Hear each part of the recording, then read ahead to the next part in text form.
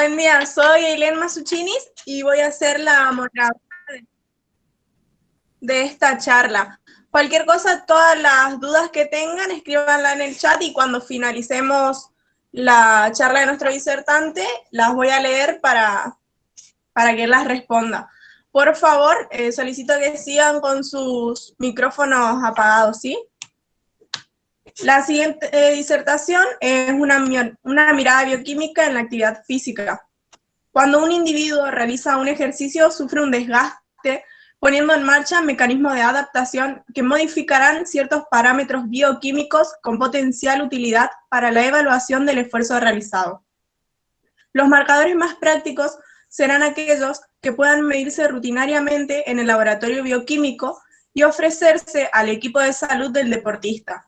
El estudio bioquímico de los cambios que ocurren durante el desarrollo de una práctica deportiva permite evaluar el entrenamiento y la planificación del mismo. Esta charla está orientada al estudio de diferentes perfiles bioquímicos a través del análisis de sus resultados. Va a estar a cargo del bioquímico Adrián Aymar, quien es bioquímico graduado de la Universidad Nacional del Sur, de la ciudad de Bahía Blanca, bioquímico especialista en bioquímica clínica, área química clínica de la Universidad de Buenos Aires, posgrado de especialización en medicina del deporte y el ejercicio, SEMDE, avalado por la Universidad Nacional de La Plata. Máster en Fisiología del Ejercicio, Instituto de Formación Continua, IL3, Universidad de Barcelona de España. Actualmente trabaja en la coordinación bioquímica de TCBA Laboratorio, Dirección Técnica de Laboratorio, Investigación Clínica Aplicada SRL, consultorios asociados de endocrinología y integrante del grupo interdisciplinario de medicina del deporte de cardiología de TCBA. Sea bienvenido, doctor. Un placer tenerlo con nosotros y le cedo la palabra.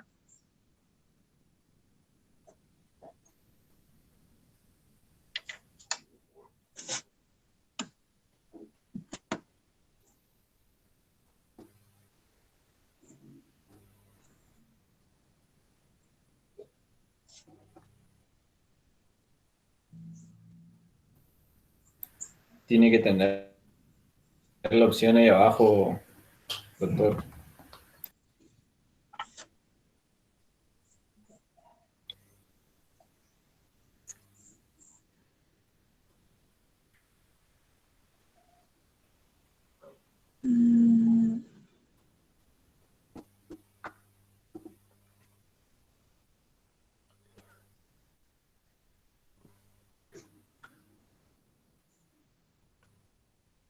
Abajo, doctor, al lado donde tiene para finalizar la llamada, al lado hay un signo, un simbolito de micrófono.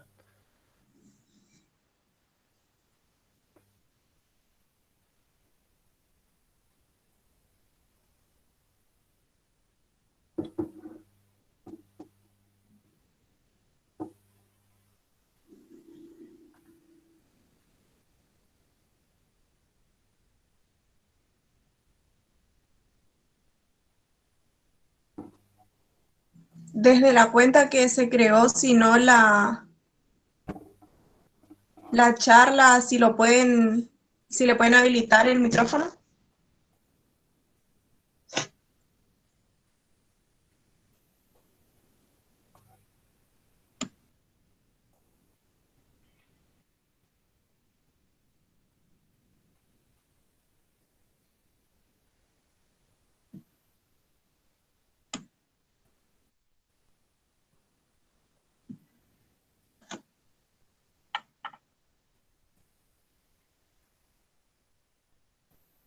Sí, por eso, desde la página.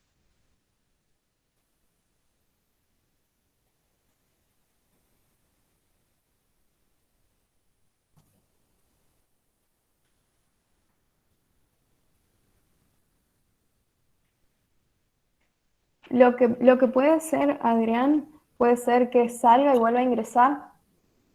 Ahí cuando ingresa, abajo le aparece la opción de habilitar el micrófono y la cámara también.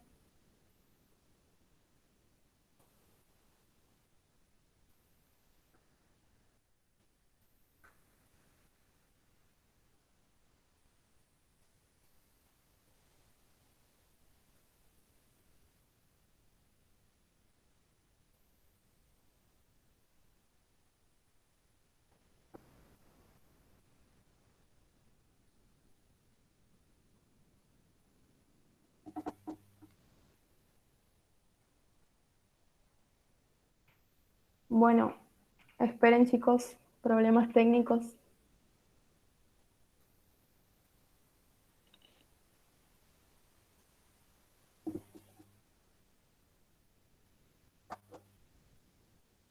Ahí está. Pero, o sea, tiene habilitado el micrófono, pero no sé si es su auricular que no nos deja escucharla. No se le escucha. Tiene habilitado el micrófono, pero no se le escucha. No sé si es por su auricular.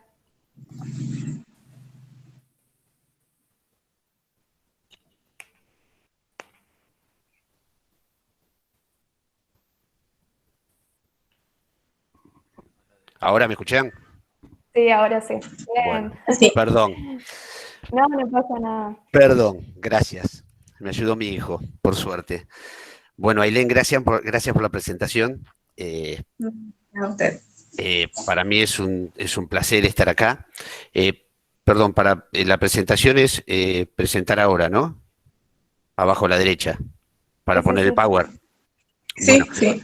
termino de agradecer y habilito el power. Quiero agradecerle a Irina Alarcón, que fue la que se contactó conmigo. La verdad es que, sinceramente, es un placer. Gracias, Carolina. Es un placer estar acá. Hace rato que ando dando vueltas, estudiando y dando charlas también de bioquímica del deporte. Es una especialidad que a los bioquímicos nos cuesta ingresar porque no hay, la verdad, oferta de cursos y demás. Por eso uno tiene que estudiar fisiología, tiene que meterse en medicina del deporte. Y me parece que es un campo que nosotros como bioquímicos tenemos que empezar a ocupar. Y me parece que nada mejor que un grupo de estudiantes que son los que van a llevar adelante los cambios en la bioquímica, que, bueno, ver si se puede sembrar la semillita del estudio de la actividad física del deporte en este grupo para que puedan seguir adelante. Así que muchísimas gracias y si logro presentar, arranco con la charla.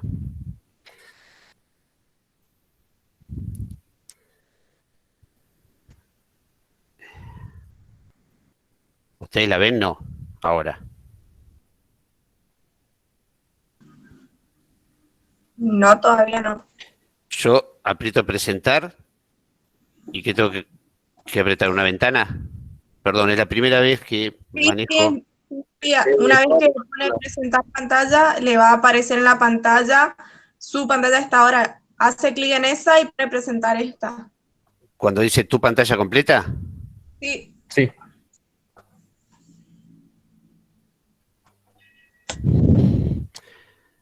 No lo estaría logrando. A ver, elige.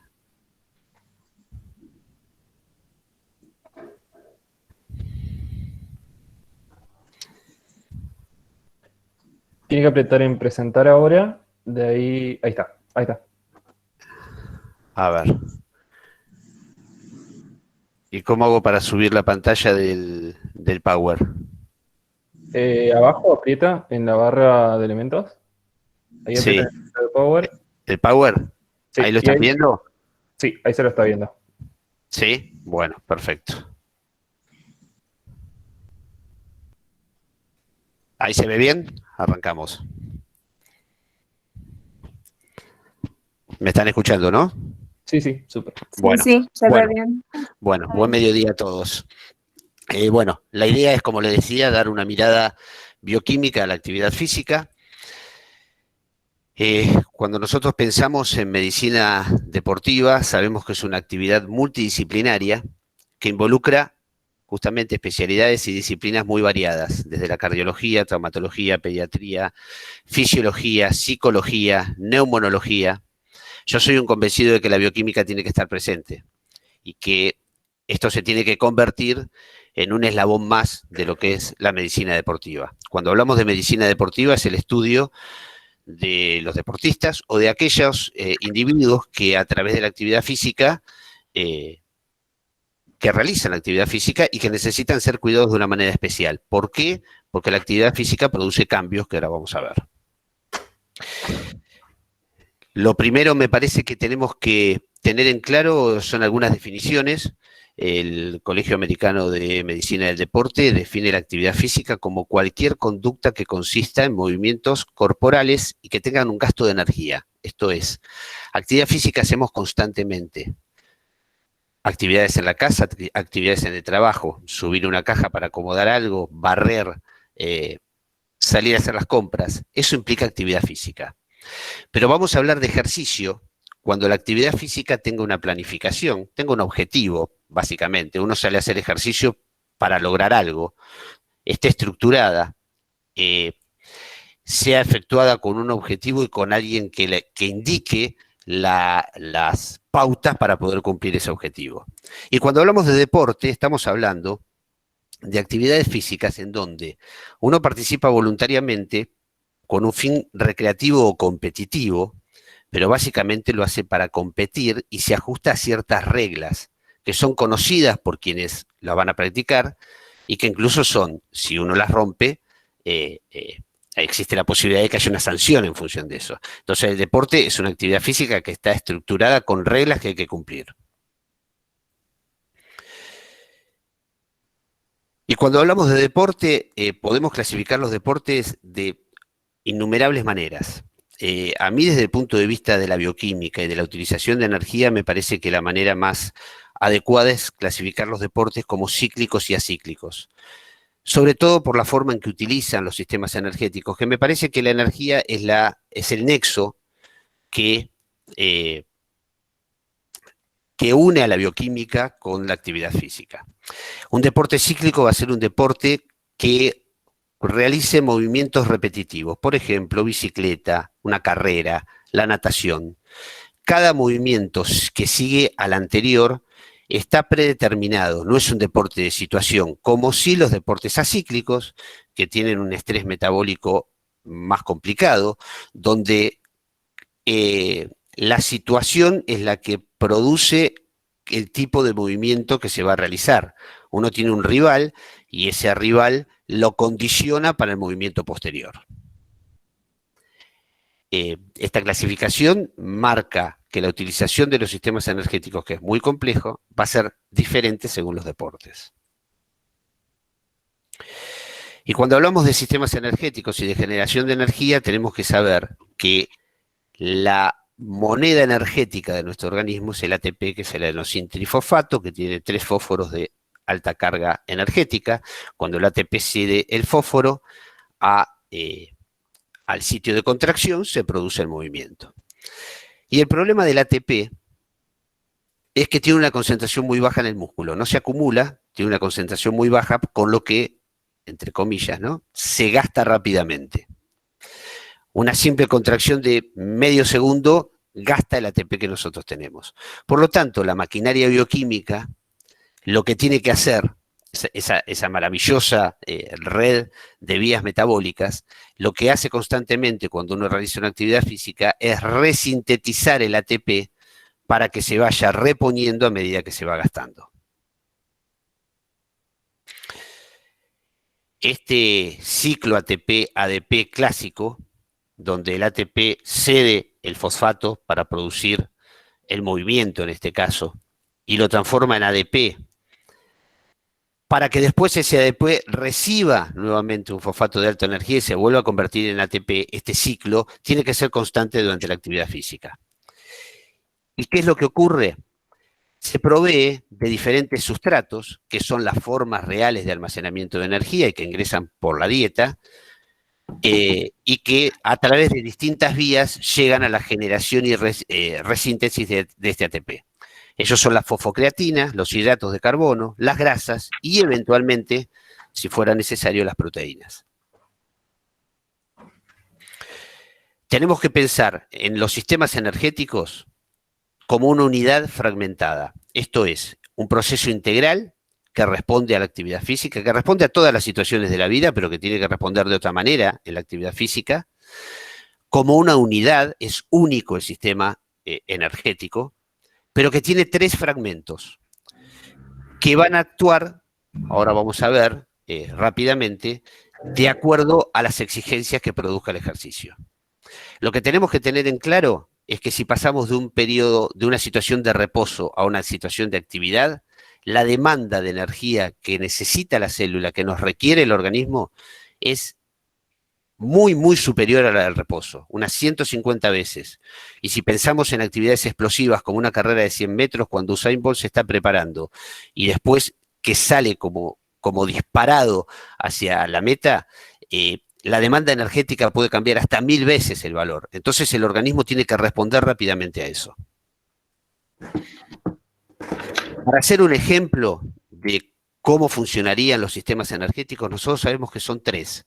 El sistema de los fosfágenos, que es el sistema de que usa como sustrato la fosfocreatina y que es el de los movimientos explosivos. El sistema de la glucólisis rápida, llamado anaeróbico porque no utiliza oxígeno, pero tenemos que tener en claro que no lo utiliza, no que tiene que estar en una situación de anaerobiosis para funcionar, que es el sistema glucolítico del citosol, el que termina en piruvato y eventualmente en acumulación de lactato por la enzima LDH. Y el sistema aeróbico, que es el mitocondrial, el sistema que utiliza oxígeno a partir del ciclo de Krebs, de la respiración celular y de la fosforilación oxidativa. Lo que ven a la izquierda, este engranaje de 3 ruedas, quiere representar esto que yo decía de la unidad fragmentada. Son 3 fragmentos, pero que funcionan como una unidad. Si ustedes ven, ninguno de los 3 fragmentos, ninguna de las 3 ruedas puede actuar independientemente. Y si se rompiera alguno de los dientes de cualquiera de estas 3 ruedas, no podría funcionar el sistema. Entonces la idea tiene que ser esa. Nosotros los dividimos en 3 para estudiarlos, pero el movimiento es constante y la actividad de los 3 es constante y totalmente interrelacionada. Y lo que se produce en realidad durante la actividad muscular es el predominio de uno de los sistemas para resintetizar ATP sobre los otros. Coexisten, colaboran, pero hay uno que predomina.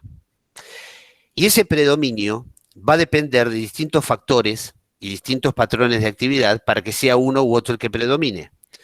El factor condicionante más importante es la intensidad. Va a actuar un sistema u otro dependiendo de la intensidad del ejercicio. Y si la intensidad es muy, muy alta, va a saltar el sistema de los fosfágenos. Y si es alta la intensidad, pero no tanto, y sobre todo si se prolonga un poco en el tiempo, el sistema de la glucólisis citosólica. Y en situaciones de larga duración, que es otro de los condicionantes, donde se produce una relación inversa, duración-intensidad, a más actividad, a más larga la actividad física, menos vamos a poder sostener la intensidad. Un ejemplo clásico es la maratón. En una maratón, que son 42 kilómetros, el sistema predominante va a ser el aeróbico. También vamos a tener que necesitar disponibilidad de sustratos. Si nosotros queremos hacer actividad muy intensa, muy glucolítica y no tenemos hidratos de carbono, porque estamos haciendo, por ejemplo, una dieta pobre en hidratos de carbono, mal vamos a poder rendir en esa actividad. Y también el entrenamiento previo. La utilización de los sustratos va a ser diferente en una persona sedentaria que quiere hacer una actividad que en una persona que viene entrenando. ¿Y cómo reacciona bioquímicamente? Vamos a poner la cabeza en cómo reacciona bioquímicamente el organismo ante el esfuerzo. Las situaciones son básicamente 2, vamos a hablar de una tercera después. Una es la respuesta, que es el cambio ocasionado en el funcionamiento del organismo por un estímulo, un cambio inmediato, agudo. Ejemplo, y les doy un ejemplo fisiológico porque después vamos a ver alguno bioquímico. Cuando uno está parado en la parada del colectivo, ve que uno está llegando y ve que el colectivo se va y tiene que salir corriendo. La primera respuesta a esa actividad que produce el organismo en cuanto, por ejemplo, a la frecuencia cardíaca es el aumento de la frecuencia cardíaca.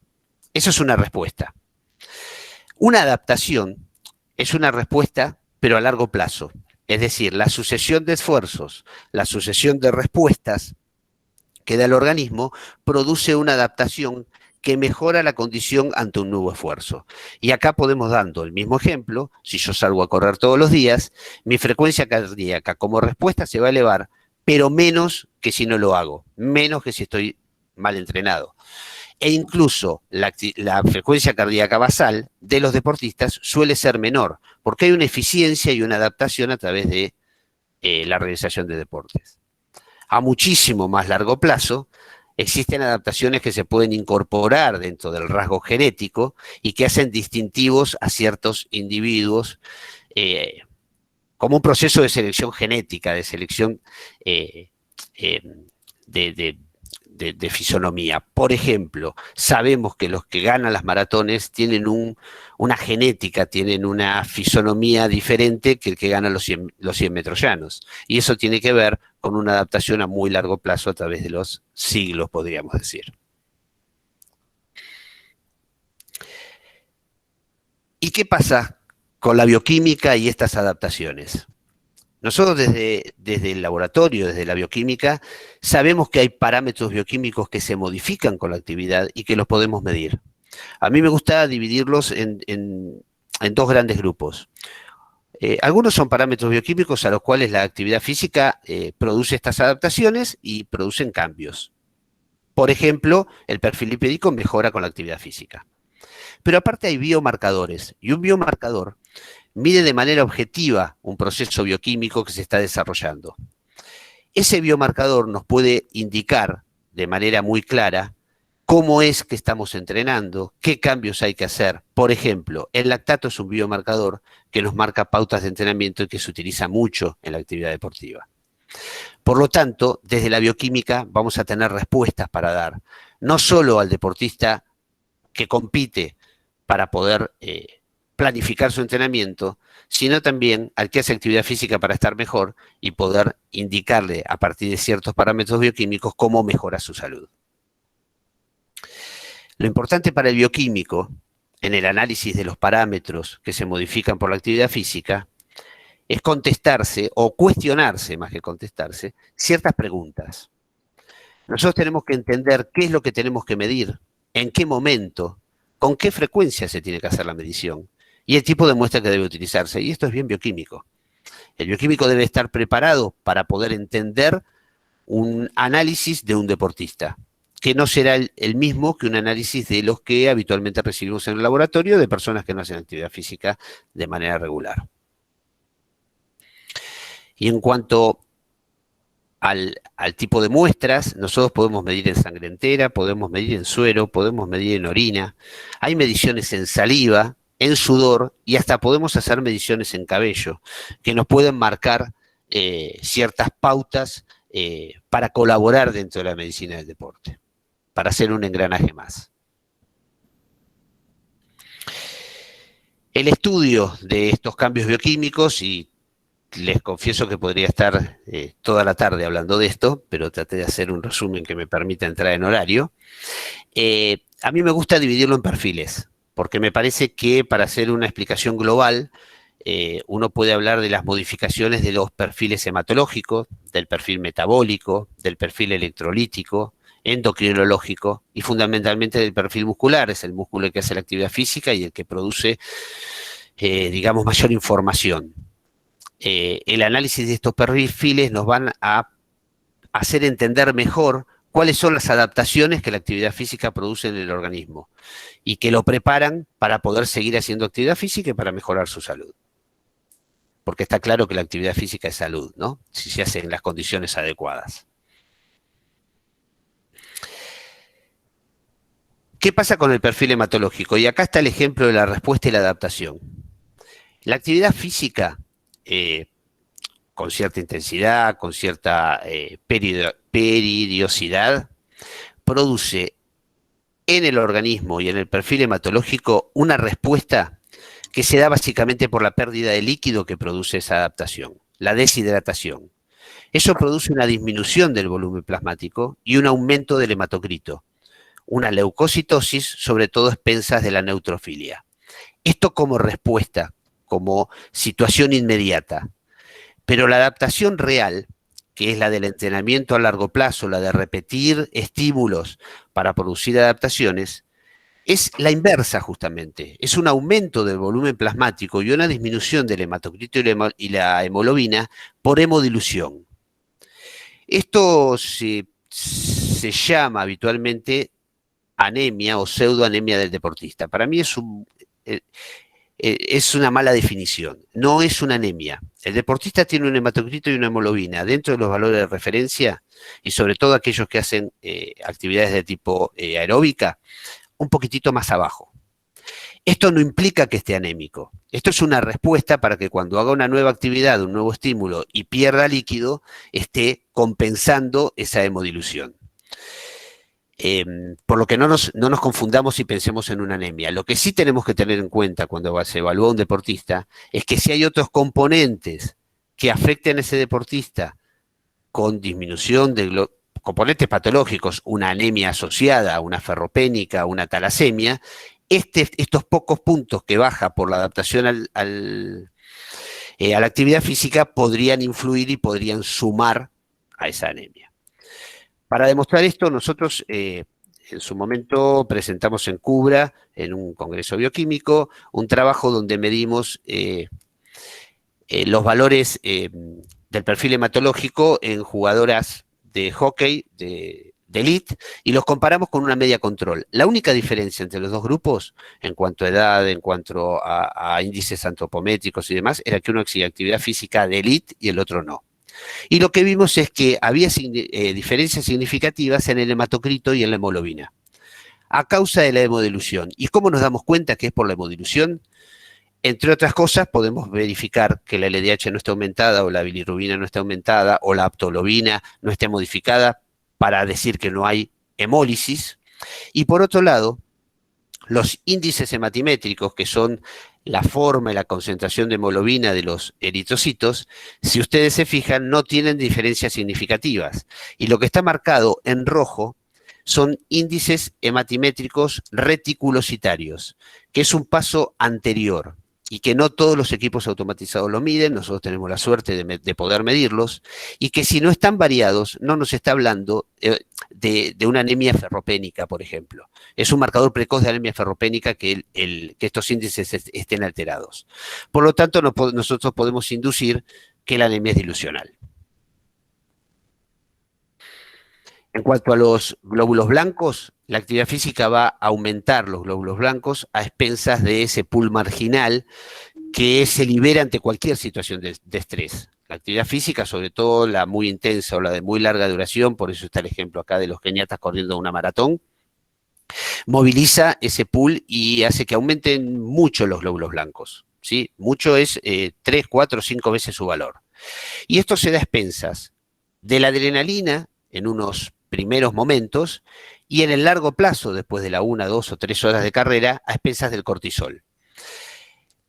Los leucocitos aumentan siempre, pero el cortisol lo hace a expensas de los neutrófilos, y la primera respuesta, que es en función de la adrenalina, lo hace a expensas, como ven, no solo de los neutrófilos, sino también de los linfocitos.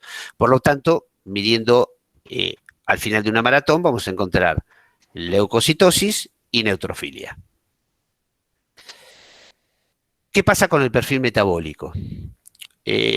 Seguramente es el que mejor prensa tiene para la actividad física, ¿no? Porque sabemos que mejora el control de la glucosa, que mejora o favorece la pérdida de peso y la reducción de grasa, que produce una mayor sensibilidad a la insulina, y esto es muy utilizado en síndrome metabólico, que disminuye la presión arterial.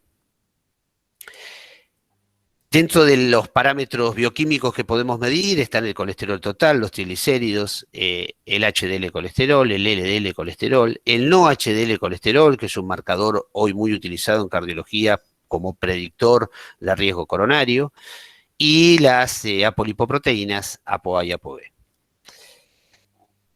En cuanto a la insulinoresistencia, nosotros sabemos que la actividad física produce, básicamente, y para hacerlo muy sencillo, dos situaciones muy concretas para que mejore la sensibilidad a la insulina. Uno es una mayor afinidad a los receptores de insulina a nivel muscular. Y por otro lado, hay una síntesis y expresión aumentada del GLUT4, que es la proteína transportadora de glucosa hacia adentro de la célula muscular. Hay un sistema alternativo de utilización de glucosa a la insulina, y eso hace que, en consecuencia, se ahorre insulina realizando actividad física. Por otro lado, el músculo es egoísta y utiliza su reserva interior, su reserva de glucógeno, en primera instancia para producir energía. Por lo tanto, digamos que en cierta manera disminuye su pedido de glucosas sanguínea, ¿sí? No debiera afectar la glucemia en cierta medida, salvo que la actividad sea muy, muy prolongada.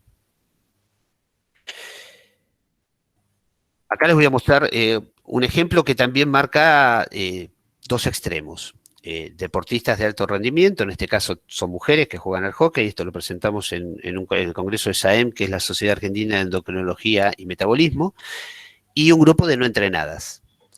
Fíjense que en casi todos los casos, salvo en el HDL y la glucemia, las diferencias fueron significativas y en favor de las deportistas. Esto es, un mejor perfil metabólico. Tenemos que tener en cuenta dos cosas acá. Primero, que son dos extremos, sedentarios contra elite. Y si vemos los valores de las no entrenadas, también tenemos que tener en cuenta que hubo criterios de exclusión y que todas que nuestro grupo control era un grupo sano, joven, que no tiene por qué tener valores alterados. Pero nosotros lo que queríamos comparar es justamente entre dos grupos sanos cómo era la influencia de la actividad física. Ahora bien, una pregunta que nos surgió cuando presentamos ese trabajo desde el 2010, si no me equivoco, es si la práctica deportiva mejora el perfil metabólico en todos los casos. Porque acá estamos buscando dos extremos. Es lógico que la diferencia sea muy marcada entre un deportista de élite y un deportista y un no deportista. Pero ¿qué pasa en los intermedios? Entonces realizamos una serie de trabajos, yo les voy a mostrar uno solo y muy brevemente, por una cuestión de tiempo, pero lo que empezamos es a buscar de qué manera podíamos ver cómo influía en el perfil metabólico la intensidad y la duración del ejercicio y la frecuencia de ejercicios. Hay una cosa que está muy clara. Para que el ejercicio cumpla una función en la mejora del metabolismo, tiene que tener cierto grado de intensidad y tiene que tener adherencia de quien la practique. La frecuencia debe ser al menos una frecuencia mínima. Nosotros lo que hicimos fue estudiar más de 1000 pacientes que vienen a nuestro laboratorio a hacerse los aptos físicos deportivos. Son individuos que hacen actividad física de manera amateur, y le preguntábamos la frecuencia de entrenamiento y la intensidad a la que lo hacían. Y medimos los valores del perfil metabólico y los comparamos. Y vimos que cuanto mayor intensidad, los valores del perfil metabólico mejoraban. Y cuanto mayor sea la frecuencia también. Esto fue un análisis bastante más grande, hicimos incluso análisis individuales. Hicimos análisis por deporte también. Fue un trabajo bastante grande y que ahora lo estoy repitiendo con los datos del año pasado, que son más de 1000 varones y más de 1000 mujeres, y la tendencia es esta, la tendencia de quien hace actividad física de manera regular, de forma amateur, es que incluso independientemente del deporte que haga o de la actividad que haga, las mejoras se dan. Hay una cuestión que es real, en una persona con sobrepeso, en una persona sedentaria, que empieza a hacer actividad física, enseguida se va a ver un cambio. Enseguida. Después va a ser más difícil mantenerlo en el tiempo. Pero el cambio de hacer actividad física de no hacer actividad física a hacerlo, se nota enseguida en el perfil metabólico. En cuanto al perfil electrolítico, son muchos los parámetros que nosotros podemos medir en un laboratorio. Iones como el calcio, magnesio, fósforo, flúor, hierro, vitaminas, vitamina A, vitamina D, vitamina E, vitamina K, todo el grupo de las B. Nosotros tenemos que pensar que detrás de un deportista, y sobre todo si hablamos de algún deportista de élite, hay todo un grupo que, entre otras cosas, mide sus aspectos nutricionales. La actividad física no le va a mejorar, va de alguna manera a producir adaptaciones que optimicen la utilización de de los oligoelementos y de las vitaminas, pero no le mejora la concentración. Lo que sí tenemos que tener en cuenta en un deportista, que las concentraciones de estos oligoelementos que participan en un montón de reacciones enzimáticas y de estas vitaminas, tiene que ser la adecuada. Entonces, un buen control bioquímico para saber si se está alimentando bien, si su nutrición es la adecuada, es muy importante para un deportista. Por otro lado, la evaluación del perfil del hierro es fundamental en un deportista, sobre todo porque, bueno, una anemia asociada a una ferropenia puede bajar realmente su rendimiento. ¿Qué decir del perfil endocrinológico? El perfil endocrinológico tiene un montón de aristas. Seguramente la endocrinología es una de las secciones de la bioquímica más complicada. Y en el caso de la actividad física lo es en todo su nivel. Podríamos estar hablando horas del perfil endocrinológico. Pero tenemos, yo acá a grandes rasgos puse grupos de hormonas que claramente participan de alguna adaptación a través de la actividad física.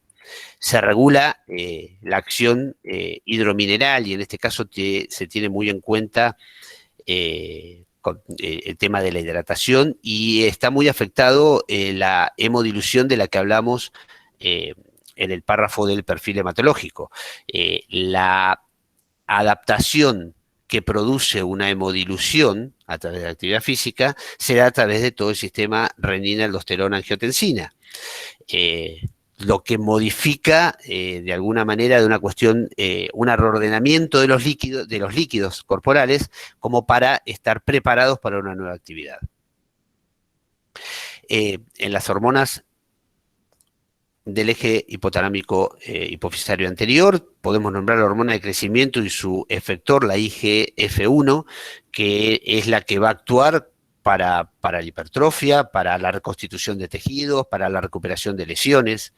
El cortisol, la prolactina son enzimas del estrés que se ven afectadas en situaciones de estrés físico, como la actividad física vigorosa, y también en ciertos deportistas se suma la actividad el estrés psicológico, esa necesidad de ganar, esa presión de estar jugando una competencia importante que puede afectar el rendimiento y que se puede medir a partir de los cambios de cortisol, por ejemplo. La TSH es otra hormona que influye en la actividad física. Por ahí no vemos diferencias directamente, pero una disfunción tiroidea va a afectar el rendimiento. Y hoy por hoy la TSH se pide. Nosotros somos un laboratorio de endocrinología especialmente, y nosotros tenemos tantos pedidos de TSH como de glucosa.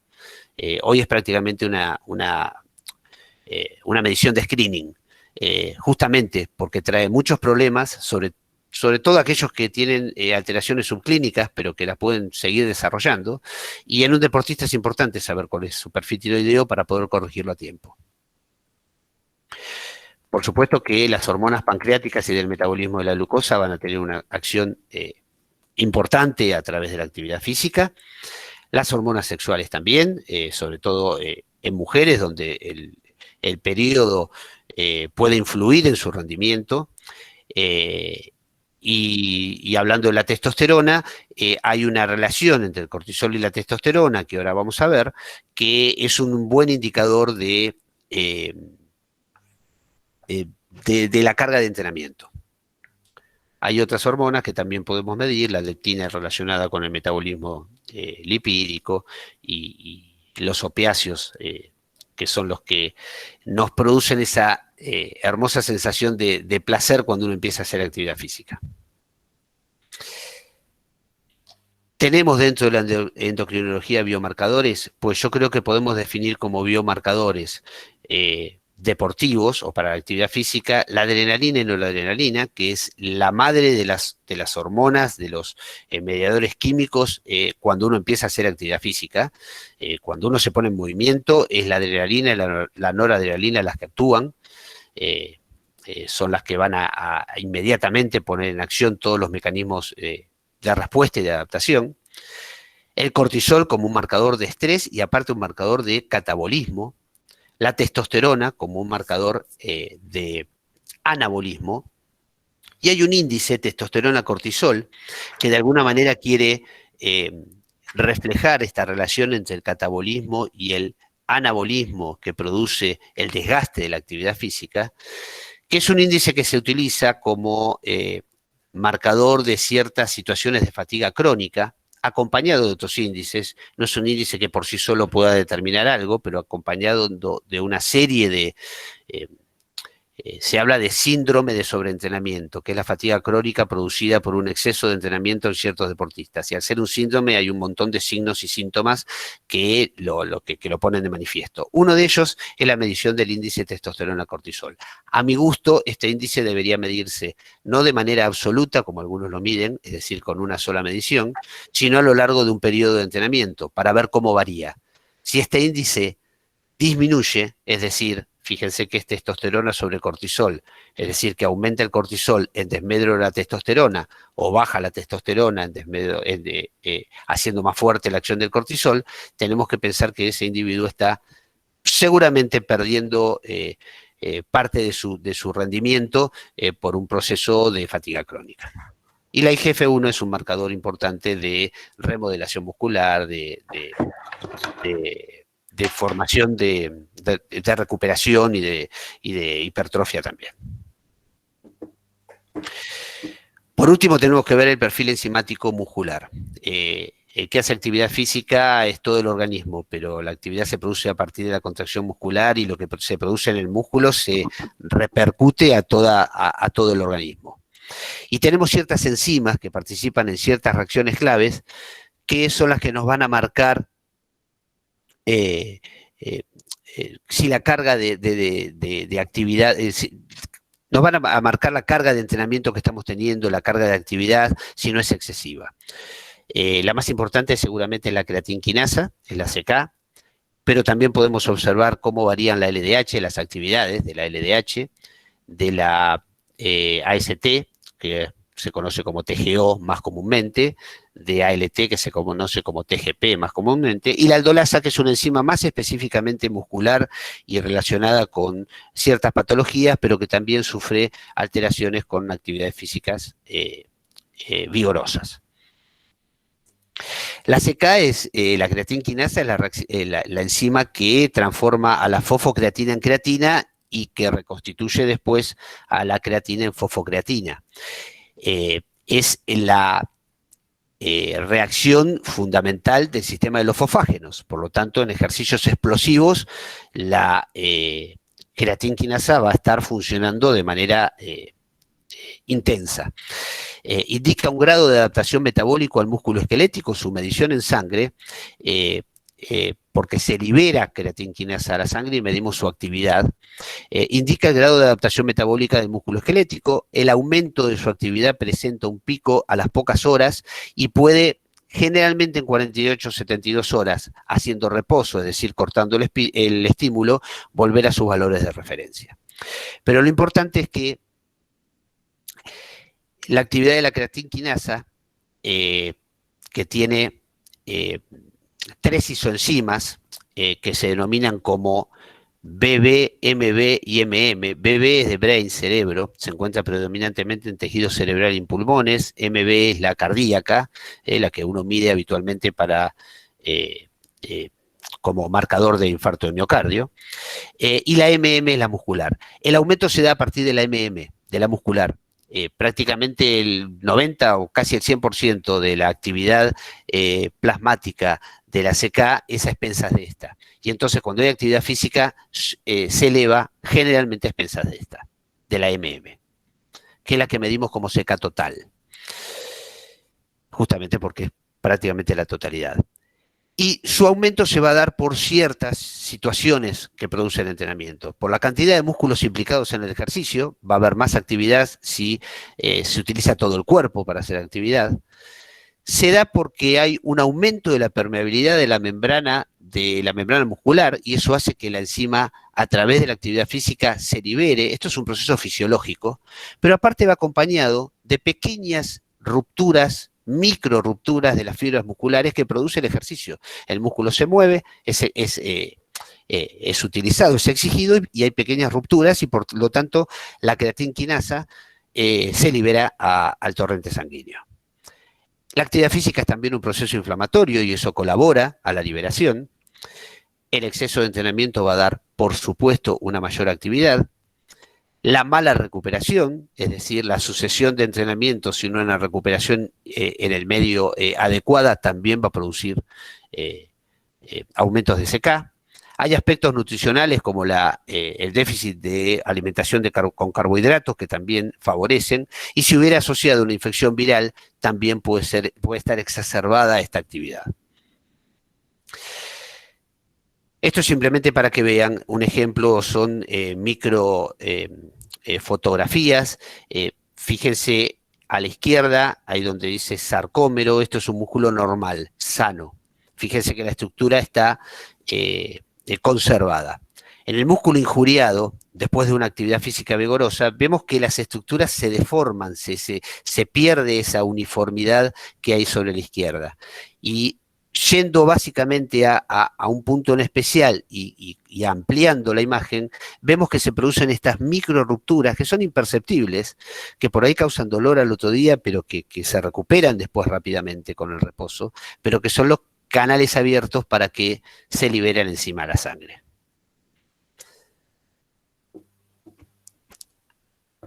¿Cuáles son los factores que contribuyen al aumento de la actividad, la intensidad del ejercicio, el tipo de ejercicio de entrenamiento y el estado previo? El estado de entrenamiento adecuado atenúa el incremento de la CK. Y dentro del tipo de entrenamiento y de las acciones musculares, las acciones de tipo excéntricas son las que más producen aumento de CK. Una acción concéntrica es cuando nosotros acortamos el músculo, cuando hacemos bíceps, por ejemplo. Pero si le hacemos una carga muy importante y en vez de, y lo que hacemos es estirar el brazo, aguantando ese peso, el músculo lo que hace es una acción excéntrica, hace fuerza estirándose, y eso produce más microrupturas.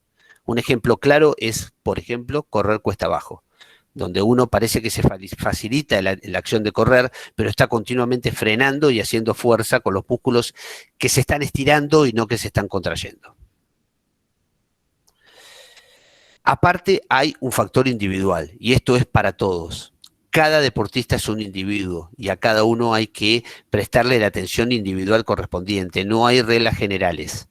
Por eso es que no debiera haber actividades físicas en balón, generales, esas salas donde todos hacen spinning, donde si lo adecuado sería que cada uno haga con una indicación adecuada de su profesor la actividad acorde a su grado de entrenamiento, y no que todos tengan que seguir al ritmo de quizás el mejor y entonces se sobreexijan. La actividad de la creatina quinasa en sangre tiene un componente de composición corporal, de sexo, de raza. El hecho de que haya algún daño muscular como alguna lesión o inyecciones intramusculares también la modifica, y en esto los bioquímicos tenemos que estar muy atentos cuando analizamos ese resultado.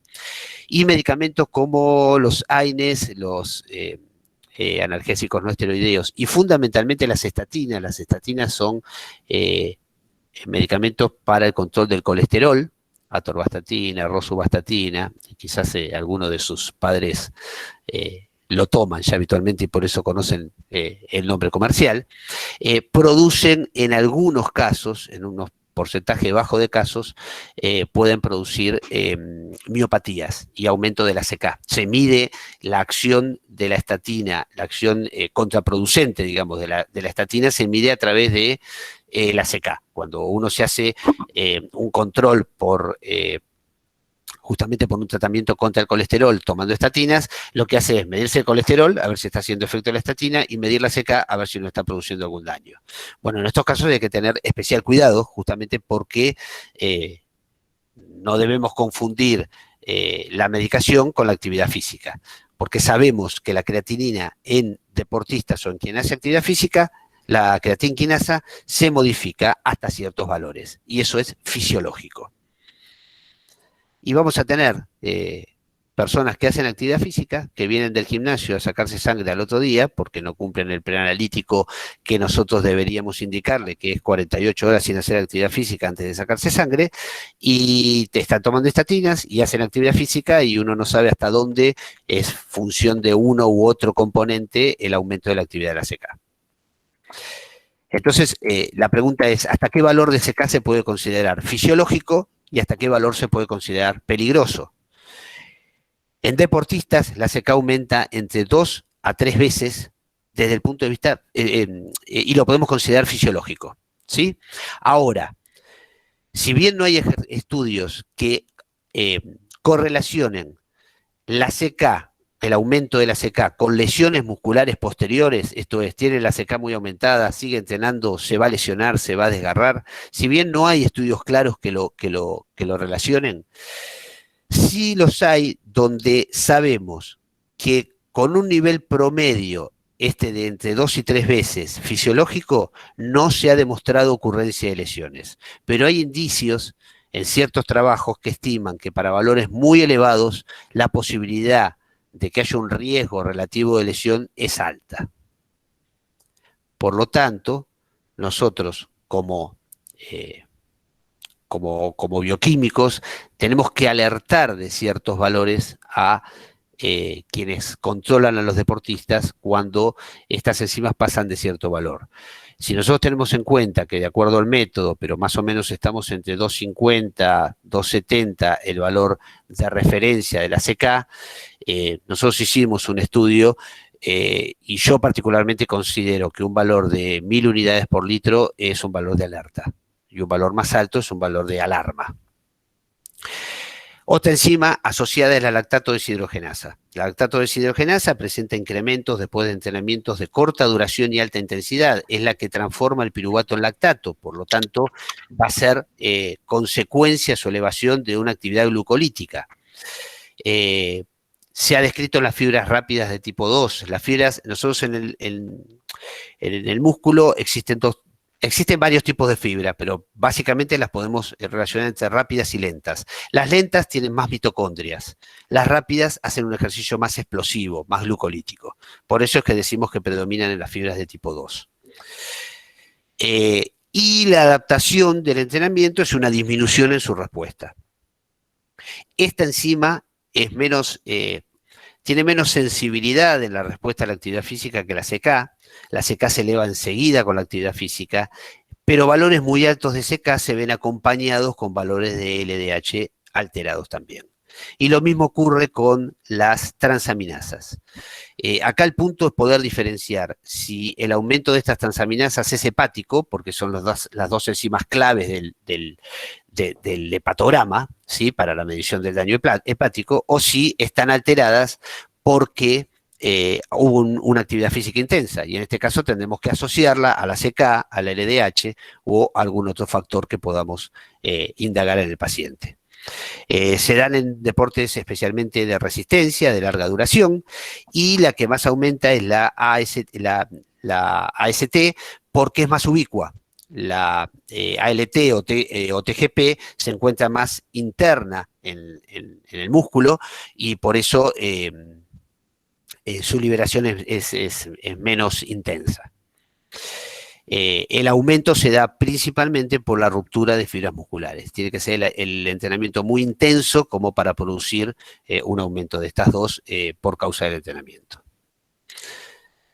La aldolasa es una enzima más específica, más asociada a enfermedades musculoesqueléticas, polimiositis o dermatomiositis, pero puede ser un buen indicador diferencial de estas patologías cuando tenemos alteradas las enzimas. Y también se altera, también se eleva en actividades físicas vigorosas. Acá vamos a ver un ejemplo.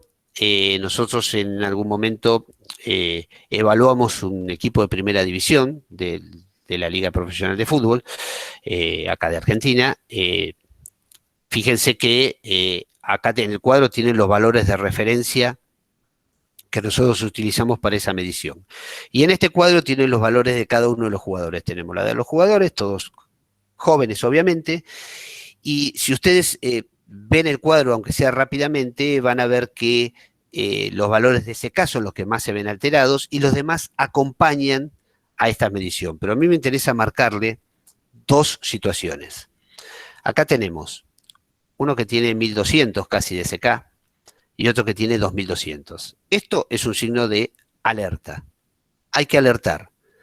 Desde el punto de vista bioquímico, yo no me guardaría este resultado y se le daría al médico, al preparador físico, como para que vean a este paciente, a este deportista, que en este caso fue nuestro paciente. Y fíjense este valor, de casi 14.000. Es un valor muy alto, es un valor ya de alarma. Este deportista sí está en serio riesgo de lesionarse y seguramente debe ser parado su entrenamiento por un par de días para que se recupere. Otro parámetro bioquímico muscular es el lactato. El lactato es un biomarcador. La acumulación de lactato es un condicionante de la actividad física porque está relacionado es un marcador de que hay una alta intensidad y que no se va a poder mantener en el tiempo porque la glucólisis produce la acumulación de lactato y la producción de protones, que produce una acidez intramuscular que va a hacer que el ejercicio resulte fatigante y se tenga que cortar.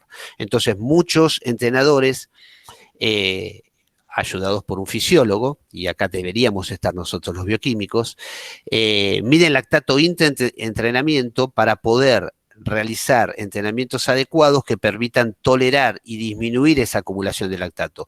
El lactato, de acuerdo, acá vemos que de acuerdo a que aumente la velocidad, y esto es igual a que aumenta la intensidad del ejercicio, llega a un punto en el cual se dispara la acumulación. Y cuando se dispara es cuando nosotros empezamos a entrar en fatiga.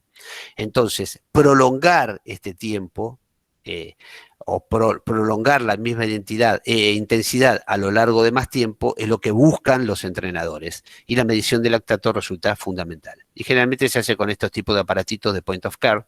Entonces lo hace el mismo preparador físico, algo que a mí me da un poquito de bronca. Y creo que deberíamos darlo porque para eso estamos los bioquímicos.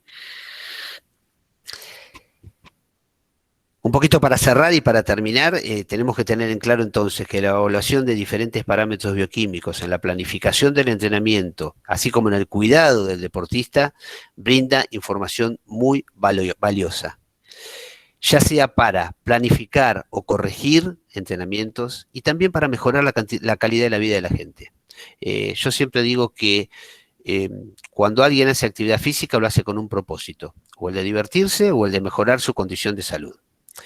Y ustedes fíjense que hay dos parámetros básicos, sobre todo en pacientes con sobrepeso que empiezan la actividad física, que le van a demostrar que es efectivo lo que están haciendo. Uno es cómo le queda la ropa. Si la ropa te queda mejor, vos te pones más contento.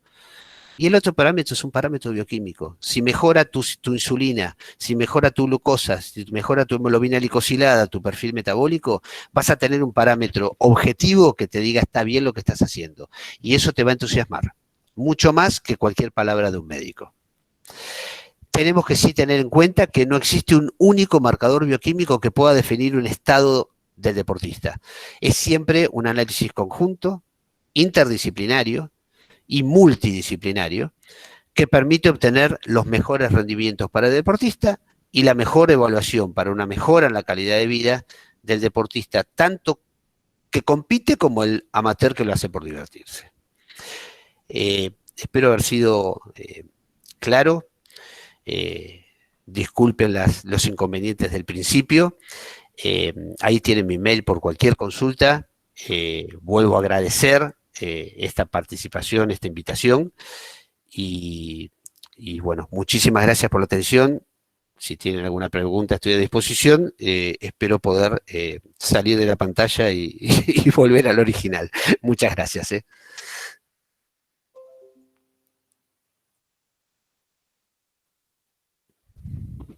Hola. Hola, acá estoy. ¿Me ven? Sí, muchas gracias. Bueno.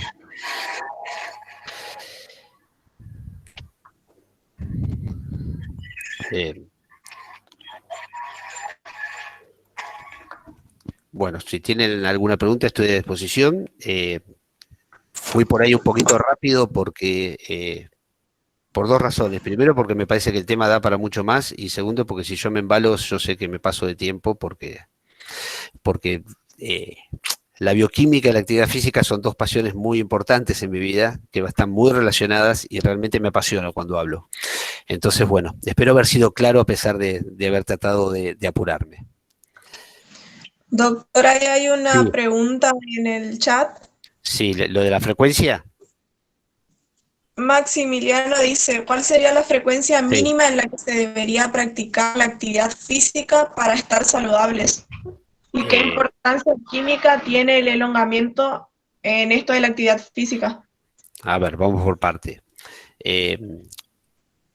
En cuanto a la frecuencia, hay una frecuencia mínima que estipula la Organización Mundial de la Salud, que son los 150 minutos semanales.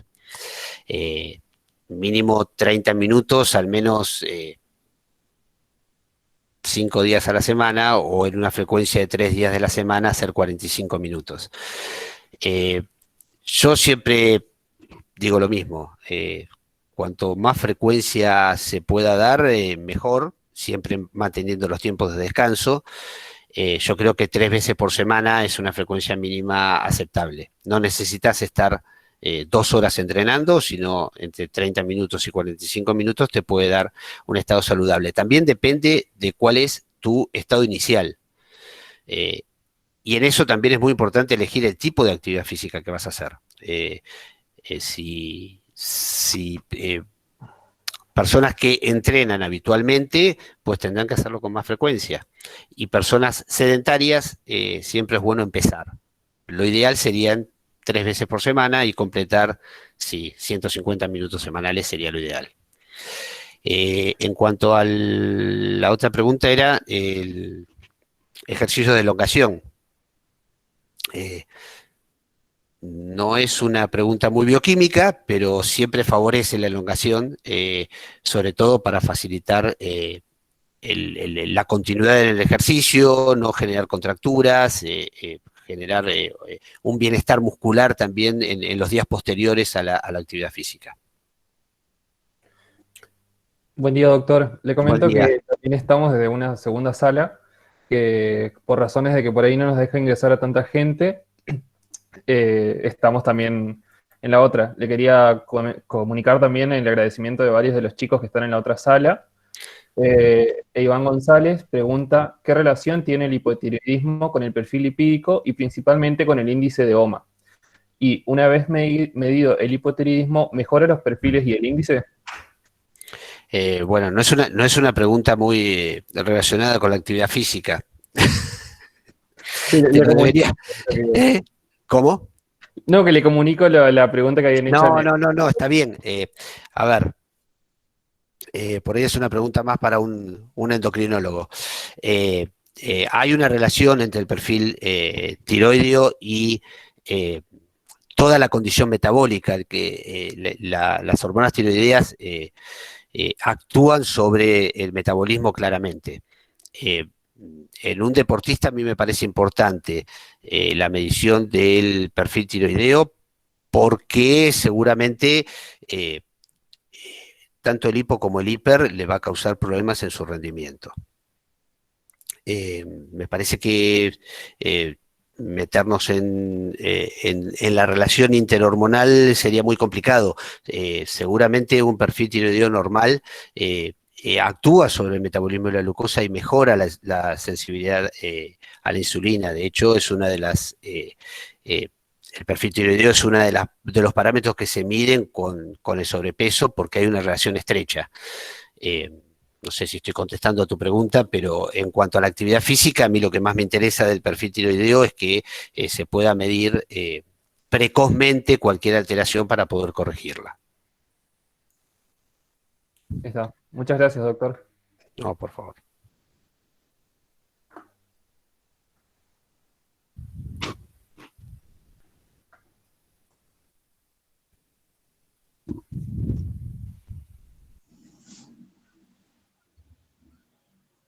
Martina también preguntó cómo está relacionado el ácido láctico y las ganas de vomitar cuando hay mucha exigencia durante la actividad física. Bueno, el tema del ácido láctico es un tema interesante. La actividad física muy vigorosa, muy exigente, es cierto que te da ganas de vomitar. O sea, vos ves, si ves entrenamientos muy, muy exigentes, vos ves que los jugadores o los deportistas pueden ir a un costado y sentirse realmente mal. Yo creo que más que con el ácido láctico tiene que ver con la producción de protones y la acidez que se produce, la acidosis y acidemia que termina produciendo, ¿sí? La glucólisis a una tasa muy elevada libera protones. El ácido láctico es una consecuencia de la tasa glucolítica alta, pero no es la causante de la acidosis metabólica. Hoy se considera el ácido láctico como no un metabolito final, sino un metabolito intermedio que se utiliza incluso para regenerar energía, para poder intervenir en el metabolismo. A mí me parece que más que el ácido láctico es la acidosis metabólica lo que va a producir esa complicación. El ácido láctico es un buen marcador de que la glucólisis fue muy intensa y es un buen marcador de acidosis metabólica, pero no es el culpable. ¿Sí? Estoy reivindicando de esta manera el ácido láctico, que hoy por hoy no se lo considera culpable, sino un paso más. Pero sí es cierto que si hay ácido láctico es porque hay mucho protón dando vuelta y hay acidosis tanto dentro del músculo como a nivel general si esto es muy elevado. Julieta Bono dice, no me acuerdo si lo dijo, pero ¿puede influir si el valor del colesterol está alto para hacer actividad física de fuerza? Por ejemplo, CrossFit. Si puede influir el valor alto o si el CrossFit puede disminuir el colesterol. El colesterol... Si puede influir el valor alto. ¿Cómo? Perdón. Si puede influir el valor alto del colesterol Mirá, para hacer actividad física de fuerza. Yo creo que el valor alto del colesterol no debería influir.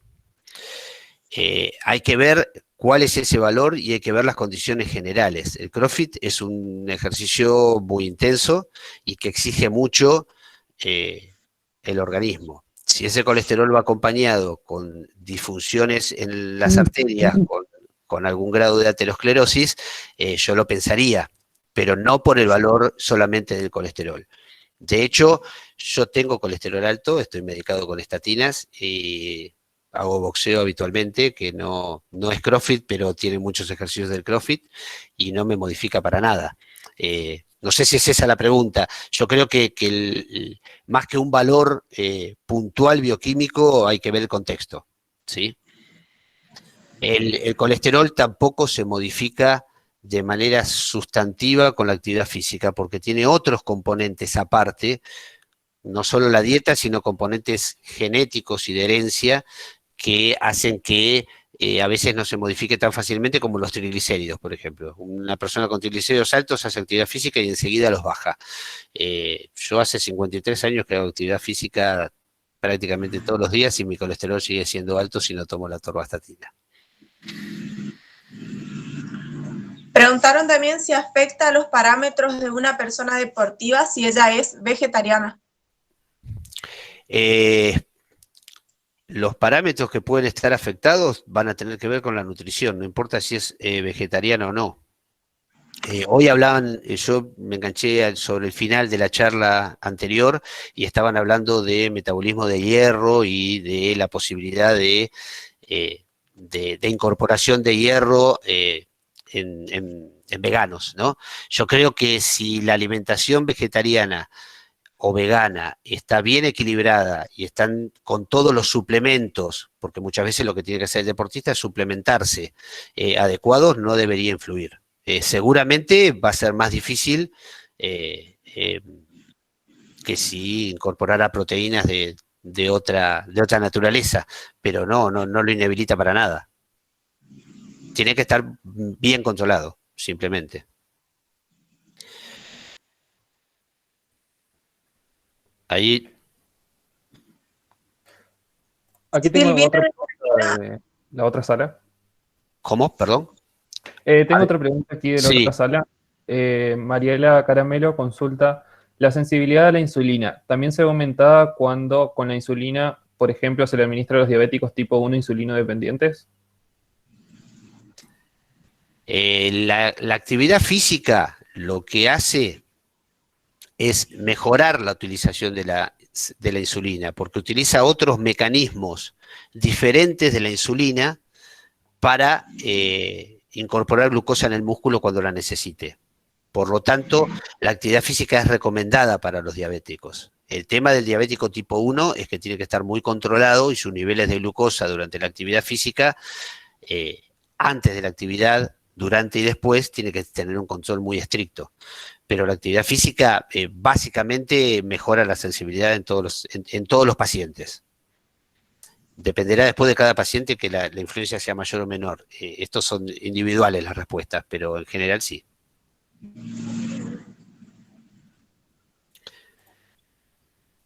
Muchas gracias. Hay más preguntas acá. Marlene dice, ¿es necesario el consumo de creatina en deportistas de alto rendimiento? El consumo de creatina en algún momento estuvo discutido. Hoy por hoy se sabe que no es perjudicial, no está considerado doping, y en algunos deportistas puede ser efectivo, sobre todo para la recuperación intraseries de entrenamiento. En algunos deportistas puede ser efectivo, sí, depende de la actividad, pero quien realiza ejercicios con explosividad, incluso se usa en equipos de fútbol. Hoy por hoy se entrena mucho de manera intermitente, esto es con mucha intensidad y cortos periodos, situaciones de 15 segundos de actividad y 10 segundos de reposo, o de 20 y 20, y ahí actúa mucho la creatina. Entonces, si bien la creatina no genera un depósito como puede ser el glucógeno, mejora, hay trabajos que ya demuestran que mejora, sobre todo en la recuperación de la fosfocreatina, el consumo de creatina en condiciones controladas.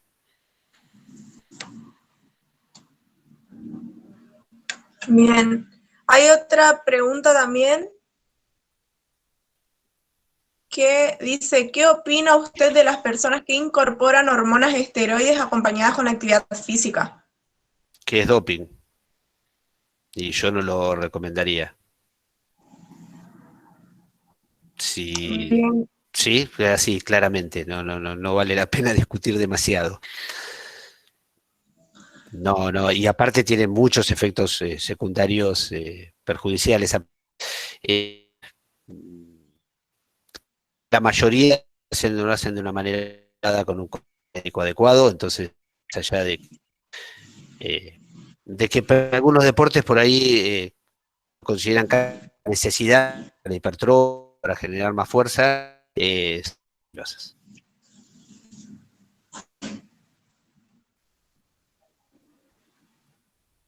Bien, Lucas dice, cuando se inicia actividad física en una persona no entrenada, aumenta la asimedia y la incomodidad que ésta produce en las personas. Es una de las causas del abandono del entrenamiento. ¿Se puede hacer algo para minimizar estos síntomas? Dolor muscular, por ejemplo, consumiendo algún tipo de alimentos alcalinos para ayudar a disminuir esos ácidos. Que diría la persona que no hacen que va a empezar, y para que no un buen de manera ordenada, hacerlo de adecuada. Si vos terminas la actividad muy porque no, eso hoy al ejemplo, y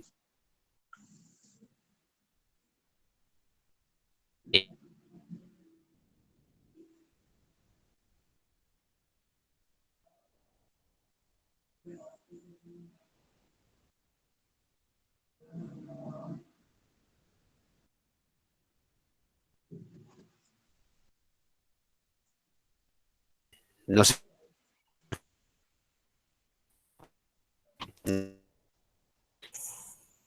Se le está escuchando cortado. Sí. Creo que es su internet, podría ser. No sé si nos escucha a nosotros.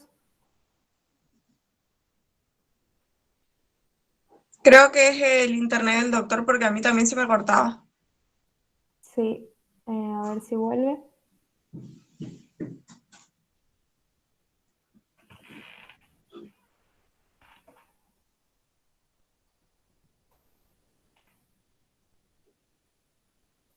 Mm, mm, mm.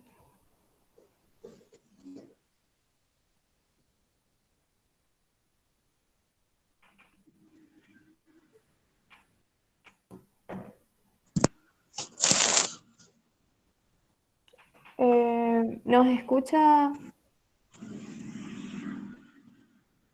Porque por ahí podría ya dejar de presentar, creo que le dice la opción de tener la presentación y ahí salió de la sala.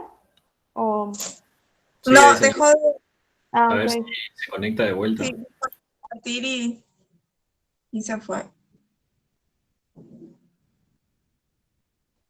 Sí, ahí abandonó la sala, así que le esperamos un ratito para dar el cierre y estamos.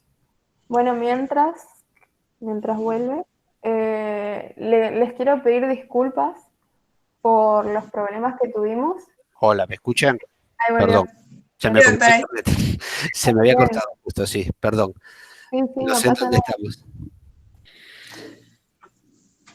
La última pregunta Juro que era nunca me falló, ¿eh? Es la primera vez que me falla internet, pero todo por... yo, si me escuchan bien, completo lo anterior. Lo que estaba diciendo es que eh, eh, cuando uno inicia una actividad física tiene que estar muy controlado desde el punto de vista de quien lo entrena también. No está bueno eso de que tenga que abandonar porque o que tenga que tomar alguna medicación para que no le duelan los músculos después de una actividad. Hay que empezar de a poco y gradualmente. Por eso decía yo en algún momento, estos entrenamientos masivos donde todos hacen lo mismo, independientemente que sea hombre, mujer, joven, viejo, con sobrepeso, sin sobrepeso, sedentario o entrenado, no me parece bueno. La actividad física debe ser individual. La programación de la actividad física. Y para lograr objetivos hay que hacer una buena programación, una buena planificación. Y fundamentalmente, para el que inicia, hacer algo que le guste, porque también la gente que se aburre abandona. Entonces, que sea algo que sea placentero hacer la actividad física, sobre todo cuando es para mejorar la salud. En el deporte de elite sabemos que en muchos casos no es saludable ciertas actividades y se deben hacer igual. Doc, tengo dos consultas más respecto al consumo de sustancias en la otra sala. Belén Romero consulta si se puede consumir óxido nítrico o sería perjudicial. Hay algunos trabajos que indican que podría beneficiar. Yo no soy partidario de consumir nada extra. Siempre lo que se vaya a consumir o lo que sea, porque hay dos tipos de sustancias, digamos. El doping, que para mí no tiene ninguna discusión, o lo que se llama ayuda ergogénica. Una ayuda ergogénica es la creatina, por ejemplo. Una ayuda ergogénica puede ser el trabajo en la altura para beneficiar la oxigenación. Todo esto está muy discutido y hay un montón de trabajos que hablan en favor y hay un montón de trabajos que hablan en contra. Yo no soy médico, no te puedo recetar lo que puedes tomar. Sí te recomendaría que siempre se haga con una supervisión médica, pero de un médico especialista en medicina del deporte y que evalúe bien todas las situaciones. Se habla del consumo de cafeína en ciertas situaciones, se habla del óxido nítrico, se habla de cierta alcalinización, como hablaban hace un rato. Está todo muy discutido. Lo más efectivo es entrenar bien. Y después en ciertas, y lo más adecuado me parece, para quienes no compiten en la elite, lo más adecuado es hacer las cosas lo mejor posible y sin ningún suplemento. Alimentarse bien, hacer bien las comidas y descansar bien. Los deportistas de elite son un punto aparte. ¿Sí? Y son una población aparte. Voy a leer las preguntas que se saltearon, que quedó muy arriba del chat. Dice que cada cuánto se deberían hacer los controles. Depende de lo que estés buscando. En deportistas de elite a lo largo de la temporada yo le haría uno basal, uno después del ejercicio fuerte de pretemporada y alguno intermedio, sobre todo en los momentos de mayor actividad, de mayor competencia, en los momentos donde se están jugando cosas desde lo deportivo. tengamos en cuenta también que los deportistas son bastante reacios a que uno vaya y en medio de una competencia los pinche, ¿sí? Pero bueno, lo ideal sería hacerlo en periodos. En cuanto a la gente común, digamos, mínimo una vez por año, un apto físico deportivo, si es que va a hacer actividad física. Nosotros, los aptos físicos deportivos incluye evaluación cardiológica con un cardiólogo deportólogo. Eso implica prueba de esfuerzo, electrocardiograma, ecodoppler y análisis bioquímico. El análisis bioquímico mide perfil hematológico, hepatograma, el perfil enzimático, tiroides, una orina completa. Y bueno, si da algo alterado, se sigue con estudios complementarios. Pero básicamente una vez por año es bueno hacerse un chequeo. Bueno, y la otra decía, ¿en qué afectaría la testosterona exógena que usan los físico-culturistas, por ejemplo? Afecta porque, bueno, es un anabólico y está prohibida. Y entre otras cosas, los efectos secundarios de la testosterona pueden influir claramente. Vos fíjate que son todos pelados. Más allá de todo, ¿no? Pero eso es lo que se ve a simple vista y hay efectos también en la libido y en otras situaciones que son perjudiciales, ¿sí? No, la testosterona no es buena. Lo que pasa es que lo que decía antes, uno tiene que evaluar todo y yo no estoy para nada de acuerdo, pero un fisicoculturista que va a pelear por un título y que se juega por ahí su carrera, bueno, él evaluará si cuida su salud o el ganar dinero en ese momento. Está prohibido, no está bien que lo haga, pero creo que lo que priorizan es el poder ganar una competencia por sobre la salud, pero la testosterona no está indicada. Doctor, Sí. hay una pregunta. Federico pregunta, ¿cuál es el mecanismo que utiliza para la célula para incorporar insulina que no depende de los receptores GLUT4? La actividad física expone mayor cantidad de receptores GLUT4 y mejora aparte la sensibilidad de los IRS, que son los receptores de la insulina. Pero la actividad física produce mecanismos internos a partir de la IPK y de la AMPK y de la calmodulina, que genera, los receptores GLUT4 están dentro de la célula en una vesícula, y la actividad física produce cambios que favorecen la translocación de esos GLUT4 hacia la membrana. Entonces, el principal, hay otros receptores, pero el principal receptor de la glucosa para incorporarlo es el GLUT4 y a través de la actividad física están más expuestos en la membrana, por lo tanto hay una mayor incorporación y no dependen de la insulina. Hay algo que me está haciendo ruido en el... Ahí está. Doc, en la otra sala, una preguntita más. Rocío Janet Verastegui consulta, ¿qué opina usted sobre la incorporación adicional de proteínas a personas de contextura ectomórfica que realizan actividad física con el fin de ganar masa muscular? Yo lo mismo que dije antes a ver, yo trato de contestar, pero yo tengo la mirada bioquímica, ¿sí? Eso me parece que va más para un nutricionista. Depende de los objetivos y depende del tipo de proteínas.